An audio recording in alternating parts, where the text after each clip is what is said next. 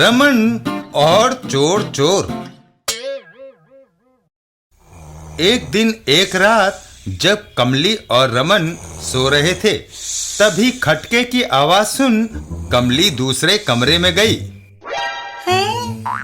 चोर को देखकर कमली चिल्ला उठी, चोर चोर चोर चोर चोर चोर। आई। और रमन भी उठकर साथ में चिल्लाने लगा, चोर चोर। उन दोनों की आवाजें सुन अड़ोसी पड़ोसी दौड़े दौड़े रमन के घर पर आए। ओए रमन, कहाँ गया वह? वह भाग गया, ₹1,00,000 का हीरो का हार ले गया। कमली, पर हीरो का हार तो हमारे पास है ही नहीं। तब मैंने फिर शायद सपना देखा होगा। कमाल है। ये सुनकर सारे पड़ोसी वापस चल देते हैं।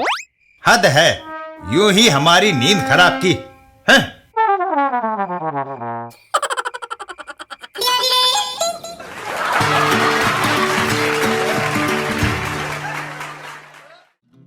रमन और चूहा।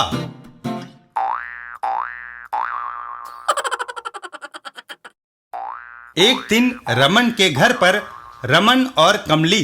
घर में चूहा घुस आया है, कहीं कपड़े न कुतर दे। खलीफा के पास जाता हूँ, इससे छुटकारा पाने का वह तरीका बताएगा। रमन खलीफा के घर पहुंचता है। खलीफा, मेरे घर में एक चूहा घुस आया है। रमन, ये चूहेदानी ले जाओ, वह इसमें फंस जाएगा। रमन चूहेदानी लाकर अपने घर में लगाता है। मैंने चूहेदानी में रोटी लगा दी है। थोड़ी देर बाद लो, वह रोटी खा गया और फंसा भी नहीं। रमन वापस खलीफा के घर पर पहुंचता है। दोस्त, चूहेदानी नाकाम रही, ये चूहे मार दवाई ले जाओ। रमन घर आकर चूहे मार दवाई पूरे घर में फैला देता है।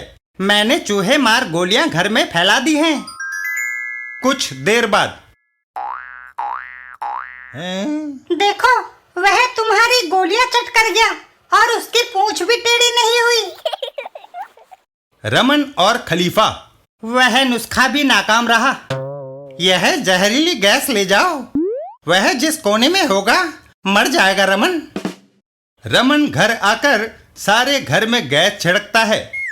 सारे घर में गैस छिड़क दी है, लेकिन मगर वह कमबख्त अभी भी फुदक रहा है। अगले दिन। अम्मा मियाँ रमन, क्या तुमने चूहे से पीछा छुड़ा लिया? हाँ, मैंने मकान बदल लिया है।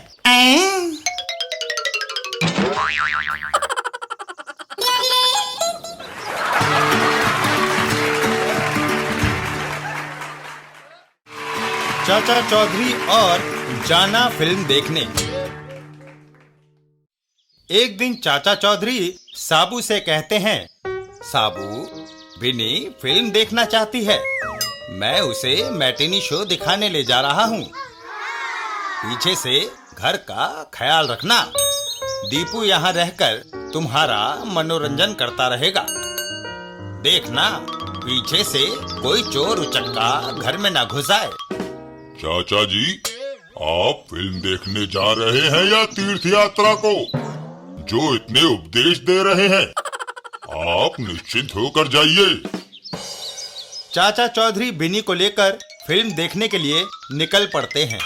चलो भाग्यवान, कहीं फिल्म ना छूट जाए। साबू और दीपू। साबू, कौन सी कहानी सुनोगे? हरिमन तोते की या अली बाबा की? अली बाबा की।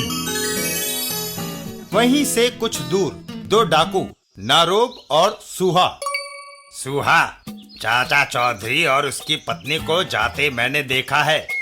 क्यों ना हम पीछे से उनके जेवर और नकदी लूट लें। लेकिन वो विशालकाय साबू बैठा है। वो पहाड़ जैसा लंबा चौड़ा जरूर है, पर उसमें अक्ल चींटी जितनी भी नहीं। तो फिर चलो। और दोनों चाचा चौधरी के घर की ओर चल देते हैं। वहाँ पहुंचकर नारोब एक गोली हवा में दागता है। ओह, गोली चलने की आवाज, लगता है डाकू आ गए। वो दोनों बंदूक साबू और दीपू पर तान देते हैं। कुतुब मीनार, एक तरफ हट जाओ, हम चाचा चौधरी के घर की सफाई करने आए हैं। मच्छरों, तुम्हारी ये हिम्मत, मैं तुम्हारी हड्डियों का सुरमा बना दूंगा।